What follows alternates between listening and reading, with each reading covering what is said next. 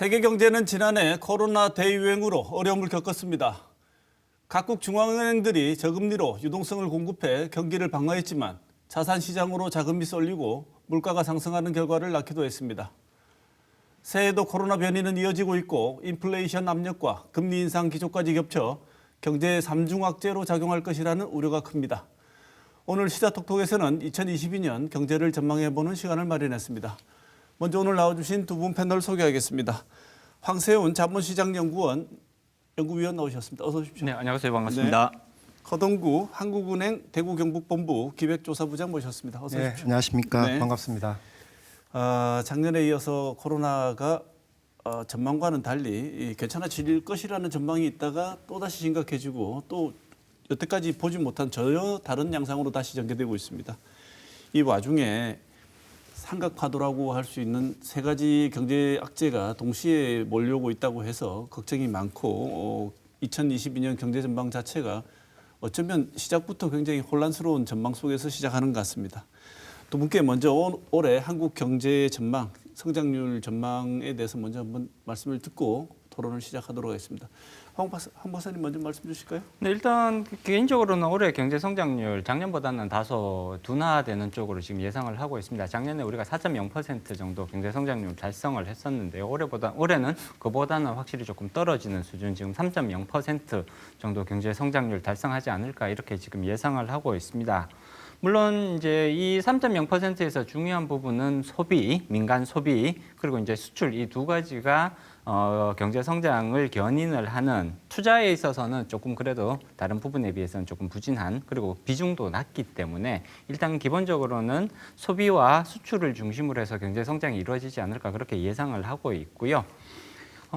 코로나19에 대한, 지금 이제 여전히 코로나19에 대한 그 불확실성이 계속 존재를 하고 오미크론과 같은 변이들이 반복적으로 나타나고 있습니다. 그렇지만 코로나19에 대한 면역성, 면역 내성 같은 경우에는 꾸준하게 강화되는 쪽으로 지금 진행되고 있다고 오히려 평가를 해봐야 될 것 같고요.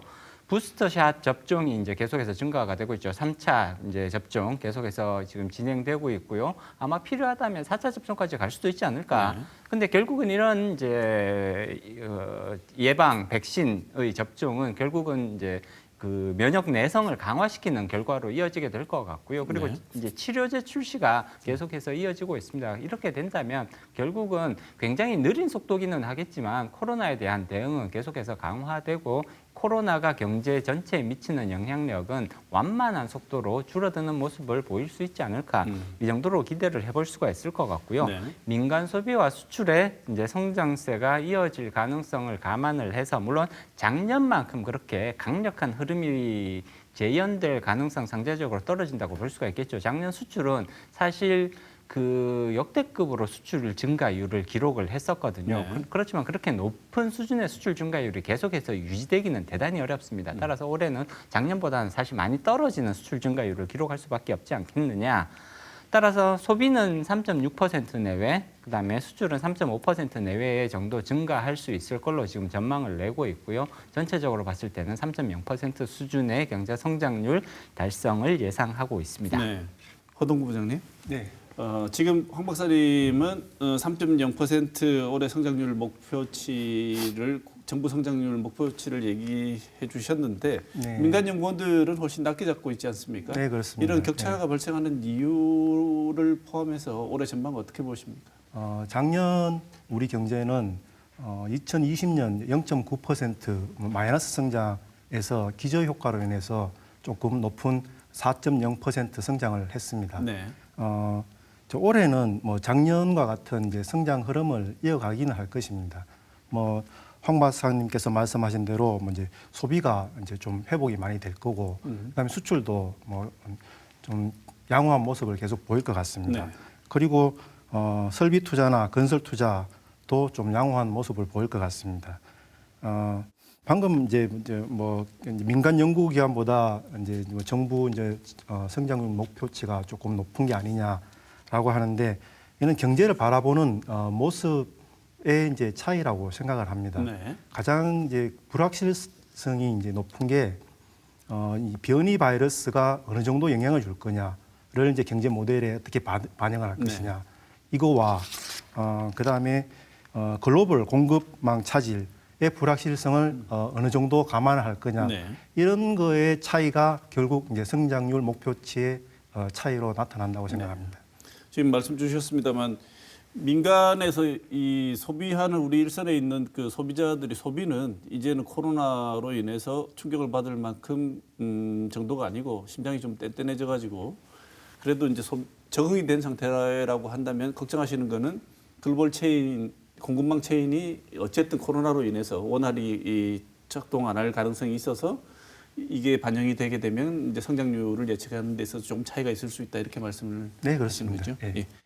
그런데 이제 황 박사님 산업 분야별로 모든 분야가 한꺼번에 안 좋거나 한꺼번에 좋거나 이러지는 않지 않습니까? 어떤 분야는 좀 괜찮은 분야가 있고 오히려 더 따뜻한 분야도 있고 어떤 분야는 올해도 전망이 별로 안 좋다. 네, 있을 그렇습니다. 것 같은데요. 네, 일단 산업별 양극화 현상은 코로나19 이제 이 과정에서도 팬데믹 과정에서도 계속해서 뚜렷하게 부각되어 왔다고 평가할 수가 있습니다. 일단 조금 정리해서 얘기를 해보자면 전통적인 산업, 특히 전통적인 제조업 쪽에서의 쇠퇴는 점차 뚜렷해지고 있는데 이전부터 사실은 조금 쇠퇴기를 걸어왔죠. 네. 근데 코로나19 팬데믹이 이러한 쇠퇴를 더 가속화시키고 신산업의 성장을 훨씬 더 빠른 속도로 부각시키는 그런 결과로 이어지고 있다라고 말씀드릴 수가 있을 것 네. 같습니다. 일단 조금 유망한 업종과 그리고 조금 이제 상대적으로 전망이 어두운 업종들을 조금 살펴보면요. 네. 다들 아시겠지만 코로나19가 터지면서 이제 다들 집에서 이제 온라인으로 이제 모든 것이 채널들이 바뀌고 있잖아요. 네. 그러다 보니까 이제 반도체와 관련된 부분 이런 쪽은 계속해서 올해에도 계속해서 그 유망한 그런 전망을 유지할 수 있을 것 같습니다. 물론 작년 하반기에 그 반도체 메모리 칩에 대한 그런 슈퍼 사이클이 완전히 정점을 지나고 하강 곡선을 뚜렷하게 그릴 것이다라는 전망들이 나오기는 했었지만 올해 접어들면서 작년 12월 근처부터는 오히려 생각했던 것보다 반도체 경기가 굉장히 견조하다. 그리고 그러한 반도체 칩에 대한 수요는 올해 내내 계속 견조한 흐름을 보일 가능성이 오히려 높다라는 전망들이 더 우세해지고 있습니다. 따라서 반도체 여전히 이제 유망한 그런 이제 전망을 유지할 수 있을 것 같고요. 네. 그 이외에도 4차 산업혁명과 관련된 그런 이제 업종들, 그다음에 전기차와 관련된 이런 업종들은 여전히 올해에도 성장성을 계속해서 유지할 가능성이 높다고 볼 수가 있습니다. 네. 배터리라든지 전기차 및 관련 부품 업종, 그리고 굉장히 조금 부침이 심하기는 합니다만 바이오 헬스는 장기적인 관점에서 봤을 때는 여전히 이 부분은 성장성이 있고 전망이 그래도 나름 맑은 편이라고 평가를 해볼 수가 네. 있을 것 같습니다. 반면에 이제 전통적인 제조업의 영역으로 가게 되면 계속해서 이제 일시적인 회복세, 특히 올해는 이제 상반기까지는 경기 민감주에 대한 관심도는 오히려 조금 증가할 수 있을 것 같습니다. 네. 그렇지만 이런 것들은 어떻게 보면 약간 이제 순환적인 그런 측면들이 강조되는 부분인 거고요.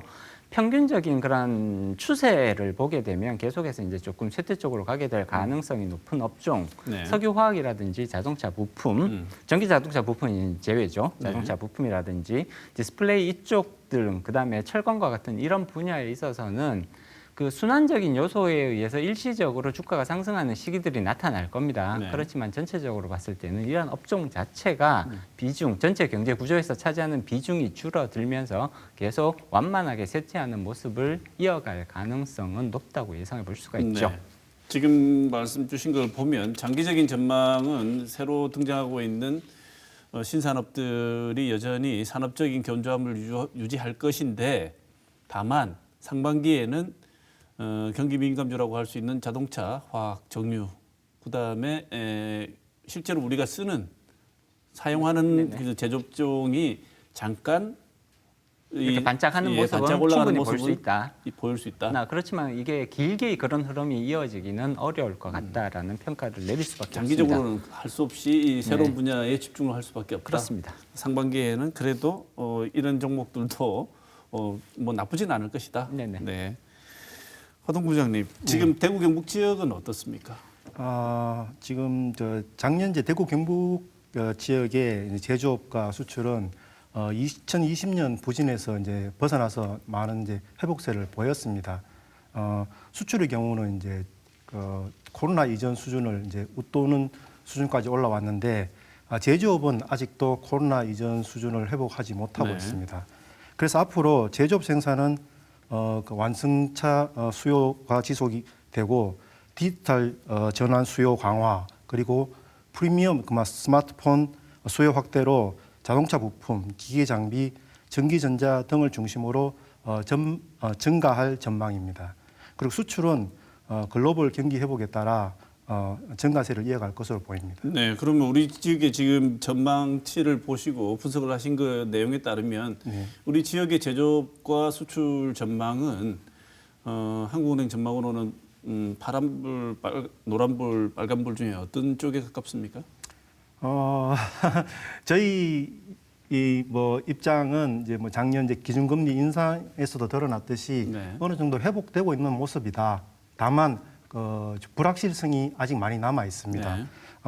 예를 들어 지금 이제 글로벌 공급망 차질이 당초 예상했던 것보다 조금 더 오래 지속되고 네. 있습니다. 당초 예상대로라면 올해 끝날 줄 알았는데 이게 내년까지 계속 지속될 예정이고요. 네. 그리고 중국의 성장 둔화가 또 우리 지역의 수출과 밀접한 연관이 있습니다. 네. 저희 대구 경북 지역의 중국의 수출 의존도가 전국 평균보다 높은 수준이기 네. 때문에 중국의 성장 둔화는 우리한테 리스크 요인입니다. 그리고 저희 지역 대구 경북 지역의 이제 주력 업종이 자동차 부품 업종인데 이제 전기차로의 전환이 생각보다 빠르게 진행되고 있습니다. 네. 이 지역 기업이 적응을 하지 못하거나 따라가지 못하면 이것도 상당한 리스크 요인으로 작용할 것으로 생각됩니다. 그 지금 우리 지역이 잘해도 노란불 정도란 말씀을 주신 건데 그 노란불로 판단하시는 이유 중에 하나가 불확실성이죠. 이 세 개가 삼중악재라고 우리가 모두에서 말씀드렸습니다만 코로나는 여전하고 이 와중에 금리는 인상되고 인플레이션 압력은 세지고 있습니다. 이 세 개가 삼중악재로 작용을 하고 있는데 자, 이 세 개의 악재에 대해서 영향이 얼마나 미칠지에 대해서 한번 말씀을 들어보도록 하겠습니다. 황 박사님 아까 말씀 주셨을 때 코로나 더 이상 큰 삼중악재 중에서도 그나마 가장 그래도 우리가 통제 가능하고 약한 악재 중에 하나가 아닐까 이런 차원에서 말씀 주셨는데 코로나는 변이 바이러스가 계속 나타나고 있지만 경제 통제 가능한 영역 쪽으로 들어가 있다고 봐야 될까요? 일단 통제 가능한 영역으로 진입하고 있다 이 정도로 평가를 해볼 수가 있을 것 같습니다. 네. 완전히 통제하고 있다라고 평가하기는 아직은 조금 이르고요. 네. 확실한 치료제가 나오지 않는 이상, 물론 지금 이제 치료제들이 등장은 하고 있습니다만 이런 치료제들이 특히나 변이가 계속 나오고 있는 상황에서 확실한 치료 효과를 보여주고 있느냐 아직까지는 그렇게 평가하기는 어려울 것 네. 같거든요. 그렇기 때문에 완전히 이제 통제하고 있다라고 평가하는 것은 아직은 지나치게 시기상조라고 봐야 될 것 같고요. 그렇기는 하지만 코로나로부터의 불확실성은 향후에는 감소하는 방향성을 뚜렷하게 가지게 되지 않을까 이렇게 예상해보고 있습니다. 네. 코로나라는 게 작동하는 방식을 보게 되면 지난번 요소수 사태에서 봤듯이 네. 그게 뭐 그렇게 어렵거나 중요한 기술도 아닌데 공급 체인이 이 글로벌망에 같이 이제 묶여 있다 보니까 한쪽이 공급망이 끊어지면 이게 엄청나게 중요한 부품이나 이런 게 아니더라고 하더라도 우리 경제에는 큰 영향을 미칠 수 있는 이런 현상들을 보지 않았습니까? 네, 맞습니다. 이래서 이제 코로나 그 자체의 위험성보다는 이런 공급망이 교란되는 리스크가 있을 것 같은데 올해 이 공급망 교란 리스크에 대해서는 어떻게 보십니까? 이게 중국 의존도가 높은 수입품은 언제든지 이런 이제 공급 교란이 발생할 수가 네. 있습니다. 최근에도 보면 그 배터리 생산하고 관련해서 중국 그 의존도가 높은 흑연이나 망간 쪽에서 이런 공급 병목 현상이 나타날 우려가 있다고 이제 그런 이야기가 들려오고 네. 있습니다. 미국의 경우에도 작년에 이제 바이든 행정부가 그 행정명령에 의해서 반도체, 배터리, 히토류, 의약품 이런 물품에 대해서 공급 차질 현황을 파악한 바가 있습니다. 우리나라도 이런 거에 대해서는 좀 참고를 할 필요가 네. 있을 것 같습니다. 여전히 올해도 공급 교란 리스크가 어디에서 터질지 예측하지 못한 곳에서 발생할 가능성은 여전히 상존하고 이 예측 못하는 위험성으로 여전히 남아 있을 수 있다는 말씀이시군요. 네네. 일단 네. 그 공급 교란과 관련해서 한 말씀만 조금 이렇게 추가적으로 네. 드리자면요. 네. 이제 2019년도에 일본의 수출 규제가 들어왔었잖아요. 네. 이게 사실 우리나라 공급 체계에 충격을 줬던 사건이었고요. 작년은 이제 요소수가 대표적인 네. 케이스가 되겠죠. 그렇기 때문에 이제 2019년이고 2021년이었습니다. 이 발생 빈도가 생각보다 굉장히 자주 있다라는 특징을 짚고 넘어갈 필요성이 있을 것 같고요. 특히나 미국과 중국 간의 갈등이 심화되면 심화될수록 중국으로부터의 공급 교란 요소들은 오히려 더 확대될 가능성들이 높다고 예상해 볼 네. 수가 있죠. 앞서 허 부장님께서 지금 이제 아연이라든지 망간, 흑연, 그다음에 망간, 그다음에 히토류 같은 것들을 말씀을 해주셨잖아요. 중국이 전략적으로 활용할 수 있는 그런 자원이라고 볼 수가 있는 네. 거거든요. 따라서 미중 간의 그런 정치적 대립, 경제적 대립이 계속해서 이어진다면 중국은 이러한 전략적 재원들을 그 무기로서 네. 이제 경제적인 무기로서 활용할 유인들이 훨씬 더 강해질 수밖에 없는 것이고요. 따라서 중국에 대해서 절대적인 수입 의존도를 가지고 있는 제품들은 언제든지 공급망 교란 요소가 될 수 네. 있다라는 점은 분명히 이해할 필요가 있습니다. 네. 올해 작년에 비해서 미국과 중국 간의 갈등이 더 심해질 가능성이 높지 않을까요? 네. 그렇다면 당연히 이 갈등 관계에서 우리가 그 불똥을 맞으면서 중국발 공급망 교란 요소가 올해 또다시 부각될 가능성은 충분히 예상해 볼 수 있을 것 같습니다. 네. 지금 미국이 이 중앙은행들이 긴축 통화 정책을 실시하면서 테이퍼링, 그러니까 풀었던 자금을 회수하는 작업이죠. 테이퍼링을 가속화하고 있고 금리 인상 시기도 예측보다는 훨씬 강도도 세고 빠른 속도로 진행되고 있는 걸로 보입니다. 한국은행도 그 전체적인 또 미국 금리하고 또 우리 금리도 연동이 돼 있으니까요. 신경을 쓰지 않을 수가 없을 것 같은데 황 박사님 보시기에 미국의 통화 정책하고 우리 한국은행의 금리 전망 어떻게 보십니까? 일단 한은은 기본적으로는 독립적인 포지션을 유지를 하고 있습니다. 그렇지만 한은이 기준금리를 인상하거나 또는 인하를 할 때 미국 연준의 통화 정책을 고려하지 않을 수는 없는 거거든요. 네. 일단 국내 금융시장은 외국인 투자자들이 굉장히 많이 들어와 있잖아요. 네. 그리고 이런 외국인 투자자들은 미국 연준의 통화 정책에 굉장히 크게 영향을 받을 수밖에 없습니다. 외국, 특히 뉴욕에 있는 금융회사들이 국내 금융시장에 많이 진출해 있고요. 이러한 외국인 투자자들은 연준이 돈을 푸느냐 혹은 돈을 이제 흡수하느냐에 따라서 그 유동성 수준들, 금융회사의 유동성 수준이 결정되기 때문에 당연히 이런 외국인 투자자를 통해서 국내 금융시장에 미치는 영향이 굉장히 클 수밖에 없는 것이거든요. 특히 채권 시장으로서의 영향력, 주식시장도 마찬가지입니다만 굉장히 크다고 볼 수가 있고요. 시장 금리에 미치는 영향력이 상당히 크다고 볼 수가 있습니다. 그렇기 때문에 사실 한은의 통화 정책, 기준금리 결정에 있어서도 연준이 어떠한 방향성을 가져가는지를 면밀히 살피고 거기에 따라서 합리적인 통화 정책 의사 결정을 내리는 것은 굉장히 중요한 방향성이라고 볼 수가 있죠. 네. 지금 작년에 연준은 기준금리를 한 번도 인상하지 않았습니다. 0에서 0.25%를 1년 내내 유지를 했었고요. 네. 반면에 우리나라 한국은행은 0.5%였던 기준금리를 2번 인상을 해서 지금 1.0%까지 만들어놨단 말이에요. 네. 연준이 안 움직였음에도 불구하고 한은은 기준금리를 인상을 했죠. 물론 여러 가지 이유가 있었습니다. 가계부채에 대한 조금 적극적인 그런 대응 차원도 있었고요. 그다음에 이제 통화 정책의 여력을 확보한다 그런 이제 측면들도 있었기 때문에 네. 우리가 조금 선제적으로 기준금리를 인상한 측면들이 있었죠.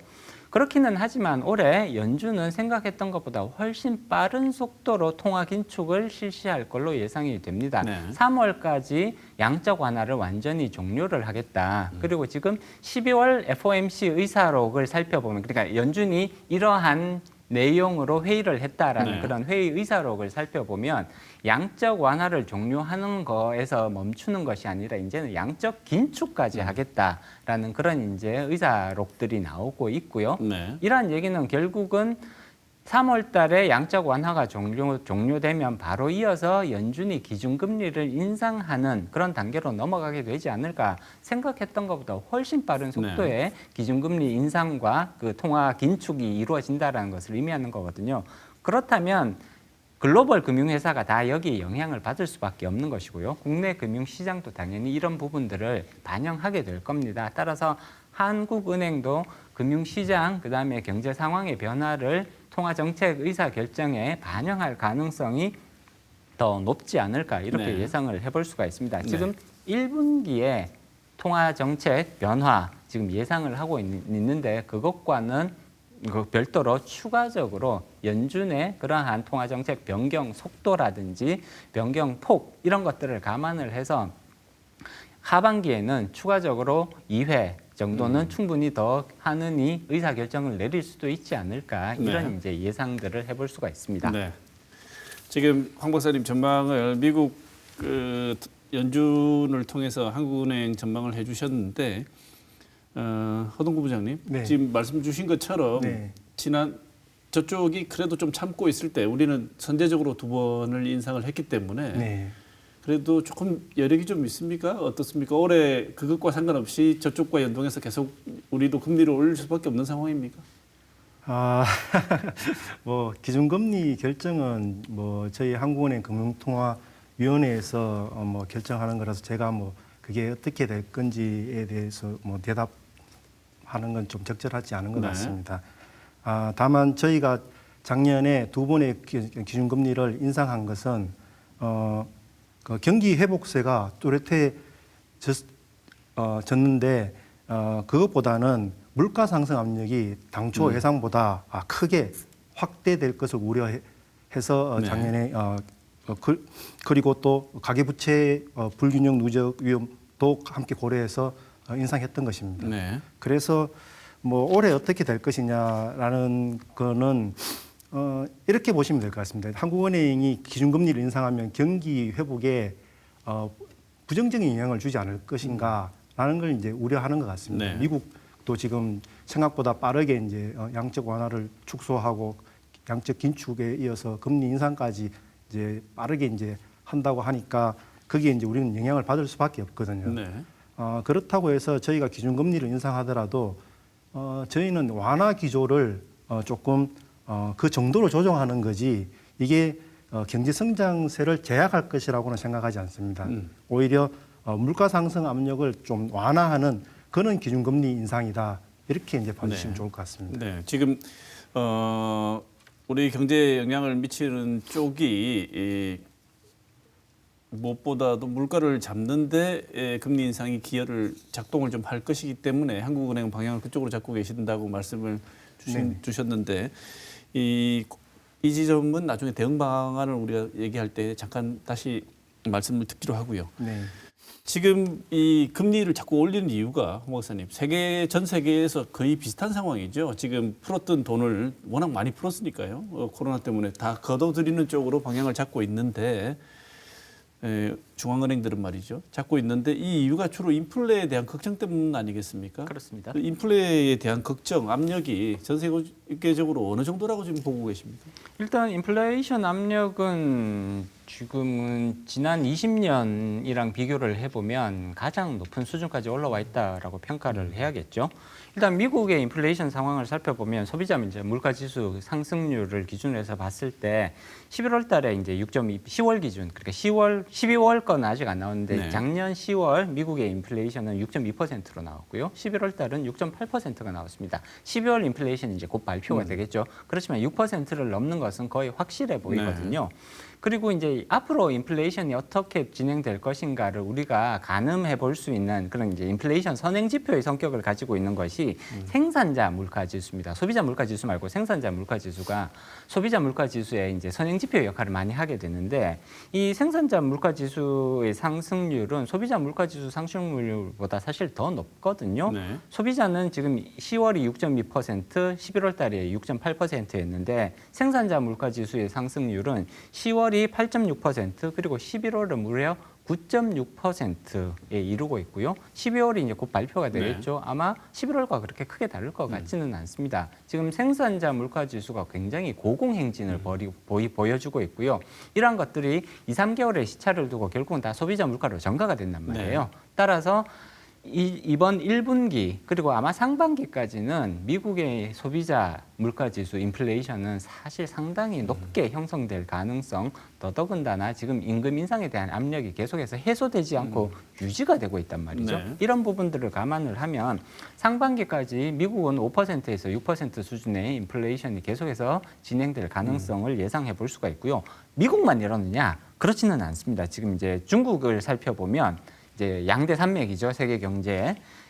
미국과 비교를 해보면 소비자 물가 지수 차원에서는 중국은 훨씬 더 낮습니다. 10월 달 1.5%였고요. 11월 달은 2.3%죠. 다른 국가에 비해서 소비자 물가 지수의 상승률은 훨씬 더 낮게 나오는 것처럼 보이기는 합니다. 물론 이 숫자를 다 믿을 수는 네. 없죠. 중국은. 네. 근데 생산자 물가 지수를 살펴보면요. 중국도 굉장히 높습니다. 10월 달 생산자 물가 지수가 중국은 무려 13.5%, 미국보다 오히려 더 높거든요. 네. 지금 1996년에 관련 통계가 작성된 이후로 이렇게 높은 생산자 물가 지수 상승률은 처음 기록한 거란 말이에요. 따라서 중국도 물가 상승 압력은 현재 대단히 높은 상황이다. 우리나라에 당연히 영향을 주는 요소가 될 수밖에 없을 것 같고요. 따라서 생산자 물가 지수 상승률을 감안을 한다면 최소한 1분기 그리고 길게는 상반기까지는 인플레이션은 고공행진을 벌일 가능성이 상당히 높다고 전망해 볼 수 네. 있습니다. 근데 문제는요. 물가가 오르는 것이 경기가 회복되어 가지고 소비가 활발히 진작이 돼서 물가가 오르면 긍정적인 신호지 않습니까? 근데 문제는 홍 박사님 말씀을 들으면 물가는 오르는데 이 물가 오르는 이유가 경기가 살아나서 그런 게 아니고 경기는 침체되고 경기는 안 좋은데 물가는 올라가는 상황, 다시 말하면 스태그플레이션의 현상을 보여주고 있는데 황 박사님 보시기에도 이 지금 벌어지고 있는 상황이 스태그플레이션적인 요소를 보이고 있다에 동의하십니까? 네, 충분히 동의할 수 있고요. 지금 경제 활동, 경제 성장률, 작년에 경제 성장률이 대단히 좋으니까 경제 성장률이 높은 상황에서 물가 상승률이 동반되는 것처럼 보이잖아요. 네. 근데 작년에 경제 성장률이 그렇게 높게 나오는 건 사실은 기저효과라고 효과라고 봐야 되는 거거든요. 2020년이 워낙 낮았기 때문에 네. 작년에 그렇게 경제 성장률이 높은 것처럼 보이는 거고요. 사실 잠재 성장률 곡선을 따라가자면 작년이 그렇게 그 잠재 성장률 대비로 봤을 때 높다고 평가하기는 어렵습니다. 성장 없이 물가만 올라가고 있는 상황이라는 거죠. 예, 그렇죠. 그래서 평균적인 그런 이제 성장세와 더불어서 높은 수준의 매우 높은 수준의 물가 상승률이 나타나고 있는데 유동성 공급이 대폭 늘어났다는 점, 그리고 공급망 교란이 이제 큰 폭으로 일어났다는 점, 이런 점들이 사실은 인플레이션에 중요한 영향을 미치는 요소고요. 성격만 놓고 보면 사실 스태그플레이션, 그러니까 경기는 별로인데 이 공급망 쪽이 바뀌니까 예전에 이제 오일 쇼크 기억하실 텐데 오일 쇼크 같은 경우에는 수요는 사실 특별히 늘어난 게 없거든요. 네네. 그렇지만 공급이 급격하게 줄어들면서 가격만 높아지는, 그럼으로써 전체적인 경제 생산은 줄어드는 모습을 보였단 말이에요. 네. 사실 현재의 모습은 공급망이 교란되면서 공급이 불안해지고 있는 거잖아요. 줄어들고 있는 네. 거잖아요. 그러면서 인플레이션을 더 부추기는 결과가 있기 때문에 스태그플레이션과 성격은 사실 유사한 측면들이 있습니다. 물가 올라가면 소비는 덜 될 거고요. 네, 생산 그렇습니다. 덜하고 악순환이 이제 시작이 되는 거죠. 허동구 부장님 보시기에도 지금 삼중악재 그다음에 스태그플레이션의 조짐이 있다고 지금 말씀하셨는데 역시 같은 생각이신가요? 아니, 저는 조금 이제 다른 생각을 네. 가지고 있습니다. 지금 이제 뭐 스태그플레이션을 걱정하고 있는 나라는 사실 영국이라고 제가 듣고 있습니다. 브렉시트 이후에 노동력이 부족해지고 지금 값비싼 천연가스에 의존하고 있다 보니까 영국은 그런 수 있다고 이제 네. 생각을 하는데 이제 황 박사님께서 말씀하신 대로 과거에 이제 석유 파동 당시에 물가가 상승하고 실업률이 치솟았습니다. 과거 경험에서 보면 이 스태그플레이션은 에너지 가격과 밀접한 연관이 있습니다. 네. 그래서 최근에 이제 에너지 가격이 상승하는 걸 보고 스태그플레이션을 우려할 수도 있을 것 같습니다. 그렇지만 지금 저희 그 에너지 가격 상승은 경기 회복에서 많이 기인하고 있다고 저희는 파악하고 있습니다. 네. 그래서 경기 침체로 가는 스태그플레이션 가능성은 조금 지나친 우려가 아닐까 네. 그런 생각이 저는 듭니다. 아직까지는 스태그플레이션적인 진단까지는 무리가 있다. 예, 뭐 경기 회복 단계라고 생각하고 있는데 경기 침체를 이야기하는 스태그플레이션은 조금 동의하기가 어렵습니다. 네. 구체적인 이런 이 올해 또 역시 삼각 파도가 밀려오는 이런 경제 상황에서 우리 시청자분들께서 피부로 느끼고 실감하시는 문제들에 대한 대응책이 어떤 게 있을지 한번 두 분께 말씀을 듣고 싶습니다. 단도직입적으로 황 박사님 올해 주식시장 어떻게 예상하십니까? 일단 주식시장은 올해 조금 특히 이제 하반기까지는 아직 전망이 조금 어려울 것 같고요. 상반기 정도 전망을 해보면 상반기는 계속해서 보합세 내지는 상당한 약세 흐름을 이어갈 가능성을 예상해 볼 수가 있습니다. 지금 주식시장에 가장 그동안 이제 2020년 주식시장이 굉장히 크게 올랐죠. 그리고 작년도 상반기까지는 괜찮았는데 하반기 들어서 이제 주식시장이 약세로 이제 전환을 했는데 약세 전환 과정을 살펴보면 그래도 중앙은행들의 통화 정책이 지금 주식시장 약세에 굉장히 크게 영향을 미치고 있다라고 평가할 수밖에 없습니다. 그동안 대규모로 풀어왔던 유동성들이 주식시장에서의 주가 상승에 결정적인 영향을 미쳤다고 볼 수밖에 없는 것이고요. 물론 기업 실적도 굉장히 많이 좋아졌죠. 작년에 기업 실적 굉장히 좋아졌거든요. 이런 부분들이 반영이 되어서 우리가 주가 3천 시대를 지금 보고 있는 거란 말이에요. 그렇지만 현재 이 기업 실적에 영향을 미치는 굉장히 큰 두 가지 요소, 그러니까 주가에 영향을 미치는 굉장히 중요한 두 가지 요소, 유동성 공급과 그다음에 기업 실적이라고 볼 수가 있을 텐데 기업 실적은 작년에 비해서 그렇게 크게 뚜렷하게 개선되지는 않을 것 같단 말이에요. 작년보다 살짝 정도 더 좋아지는 그 정도의 기업 실적을 예상해 볼 수 있을 것 같고요. 반면에 유동성 공급은 굉장히 뚜렷하게 줄어듭니다. 올해. 이제 우리나라도 한은은 기준금리를 올해 최소 2번, 많으면 3번도 올릴 수 있지 않을까라고 지금 예상을 해볼 수가 있는 것이고요. 연준은 지금 대놓고 양적 완화 3월 달에 종료하겠다. 그리고 양적 긴축으로 넘어가겠다. 그리고 기준금리 바로 인상하겠다. 그리고 3번 정도 인상할 수 있다. 지금 이런 이제 전망들을 내고 있는 거잖아요. 이런 상황에서는 특히나 양적 완화가 종료되는 3월까지 기간에는 달러화가 집중적으로 미국으로 귀환하는 시기거든요. 그래서 달러화가 귀환하면서 달러 강세가 이어질 가능성이 상당히 높다고 예상해 볼 수가 있고요. 이런 얘기는 결국은 신흥국 시장, 우리나라는 아직 신흥국으로 분류가 되고 있으니까 신흥국 시장에서는 달러 자금이 빠져나간다는 의미인 거거든요. 이렇게 되면 주가가 오르기에는 대단히 부담스러운 상황이 될 수밖에 없다는 거죠. 그렇기 때문에 최소 상반기까지는 우리나라 주식시장은 상당히 지지부진한 흐름, 보합세의 흐름을 보일 가능성을 예상해 볼 수가 있습니다. 뚜렷하게 이전의 전고점, 3,300 조금 넘는 게 전고점인데 그런 전고점을 뚜렷하게 치고 올라가는 모습을 관찰하기는 사실 상당히 어렵지 않을까 이렇게 예상해 볼 수가 있을 것 같고요. 투자자분들도 이 방송을 보는 시청자분들도 이러한 점들을 조금 염두에 두셨으면 좋을 것 같습니다. 네, 알겠습니다. 밀어올릴 힘은 동력은 거의 찾기가 힘든데 힘을 빼는 동력은 엄청나게 많이 보인다. 이런 말씀이시죠? 네, 그렇습니다. 네. 부동산 전망은 어떻게 하고 계신지 홍 박사님 먼저 말씀 주시죠. 일단 금리가 상승하고 있다는 것 자체가 부동산 시장에는 굉장히 지금 부정적인 시그널이 될 수밖에 없겠죠. 거기에다가 DSR 규제가 강화가 되고요. 그다음에 대출 총량제까지 지금 실시가 되고 있단 말이에요. DSR 지금 1월 달에 2억 원 초과분에 대해서는 DSR 40%, 그다음에 7월부터는 1억 원 초과에 대해서 DSR 40%가 적용이 되거든요.